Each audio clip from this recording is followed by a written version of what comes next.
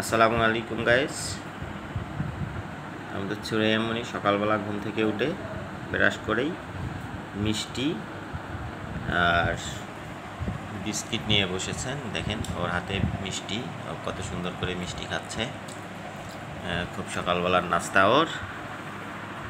আর এই দেখেন বোতলে পানি খায় কীভাবে, মানে বোতলে পানি নিয়ে বসছে, গ্লাসে খাবে না। এই দেখেন, বাহ, অসাধারণ। খাও আম্মা। ওরে বাবা, দেখেন দুই হাত দিয়ে ধরেছে মিষ্টি, দুই হাত দিয়ে মিষ্টি ধরে কিভাবে খাচ্ছে। ওরে বাবা, কি খাচ্ছেন?